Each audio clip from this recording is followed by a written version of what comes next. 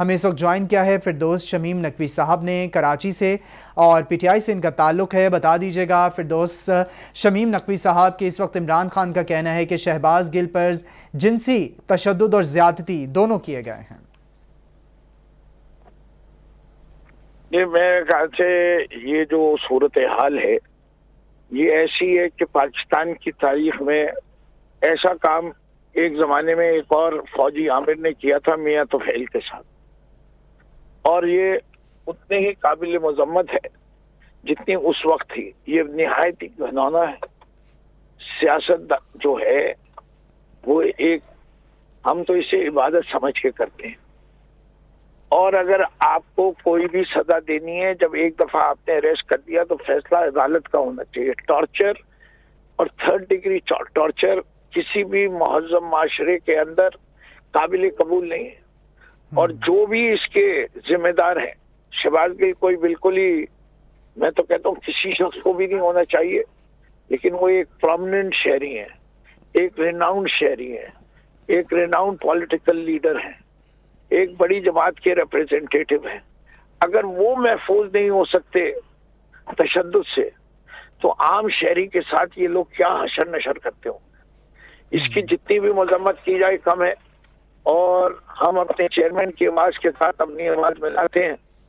کہ اس کی فوری طور پہ جوڈیشل انکوائری ہونی چاہیے، اور تمام حقائق عوام کے سامنے لانے چاہیے، اور جو لوگ اس بدترین تشدد کے ذمہ دار ہیں ان کو ایسی سزا دینی چاہیے کہ آئندہ کوئی سرکاری افسر، کوئی پولیس والا یا کوئی اور شخص جو اس میں ملوث ہے وہ سوچ بھی نہ سکے کہ یہ کر کے وہ نکل جا سکتا ہے۔ فردوس شمیم صاحب، آپ نے یہ کہا کہ ایسے لوگوں کو قرار واقعی سزا دینی چاہیے، تو یہ تو طے ہو گیا کہ قانون ہمارے ملک میں مضبوط نہیں ہے، قانون میں بہت سے فلاز موجود ہیں جس کا فائدہ اس وقت اٹھایا جا رہا ہے، اور جیسا آپ نے کہا کہ ایک رینوڈ پولیٹیشین ہیں شہباز گل، اور ان کو 3rd ڈگری ٹارچر کا نشانہ بنایا جا رہا ہے۔ آپ نے یہ بات بھی کی کہ عام آدمی کے ساتھ کیا کچھ ہوتا ہوگا ہمیں معلوم نہیں ہے، تو یہ بتا دیجئے کہ کیوں ابھی تک قانون میں اتنے فلاز موجود ہیں؟ 75ویں سالگرہ پاکستان نے 14 اگست کو اپنی منائی، لیکن تاحال ہمارے ملک میں اس وقت قانون، اس کی جو ہے وہ بالادستی قائم نہیں ہو سکی۔ پہلی چیز دیکھیے، آپ نے ایک ہی وقت میں دو باتیں، قانون میں موجود ہے، بالادستی قانون کی قائم نہیں ہو رہی، اس لیے کہ لوگ فخر سمجھتے ہیں اپنے آپ کو بینگ ابو دا لا۔ وہ کہتے ہیں کہ ہمیں، ان کے پاس لائسنس ٹو کل ہے،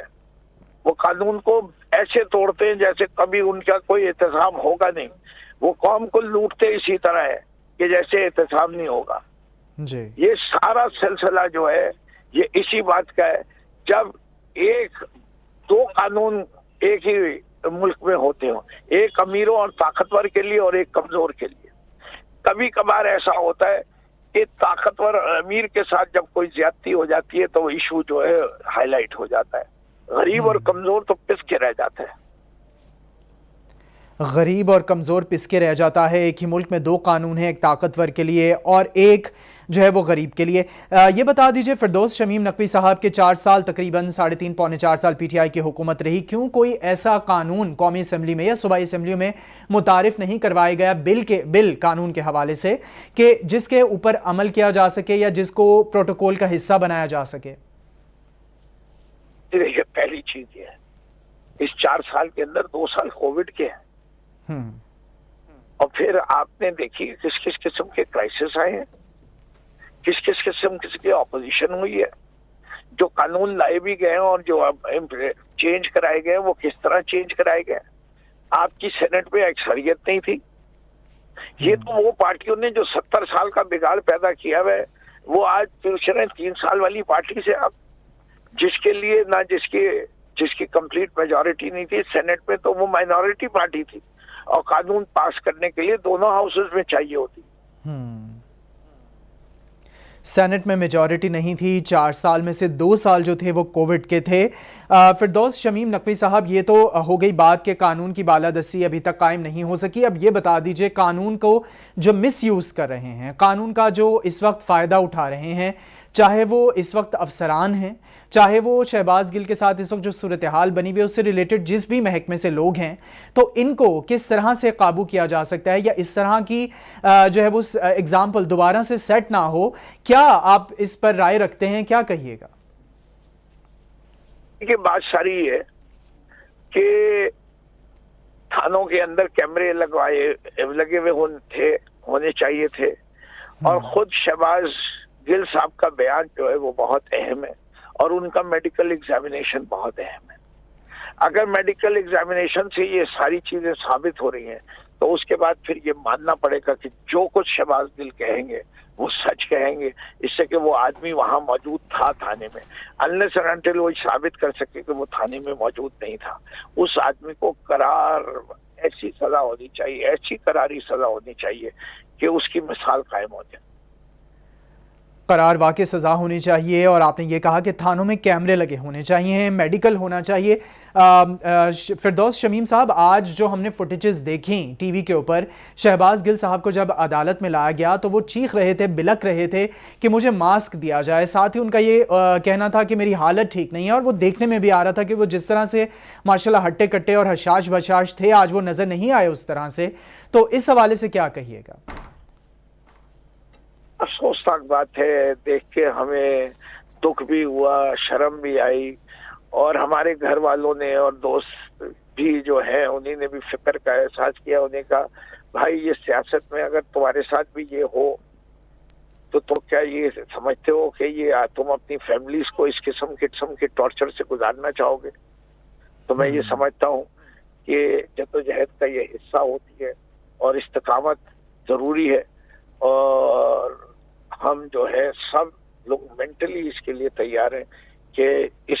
اسٹرگل کو پاکستان کی خاطر برداشت کرنا ہے،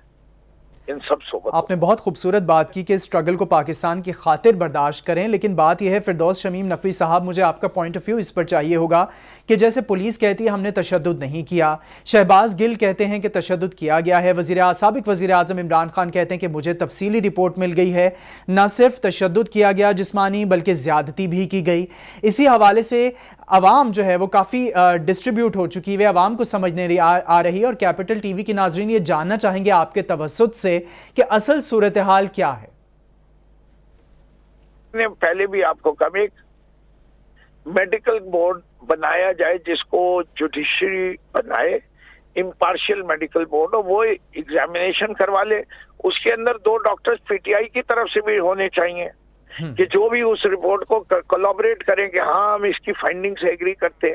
یا اگر وہ نہیں ایگری کرتے تو وہ اپنا پوائنٹ آف ویو بھی پریزنٹ کریں کہ ڈاکٹرز جو ہے وہ پارٹیزن ہو رہے ہیں۔ یہ اتنا مشکل کام کوئی ہے؟ اس سے کہ یہ جو سیکشل ابیوز ہے وہ تو پتہ چل جاتی ہے باڈی کی کنڈیشن دیکھ کے، ٹیسٹ کے ذریعے، ڈی این اے کے ذریعے۔ اس سے کہ آج کے دور میں سائنس اتنی ترقی کر گئی ہے کہ سب کچھ پتہ چل جاتا ہے۔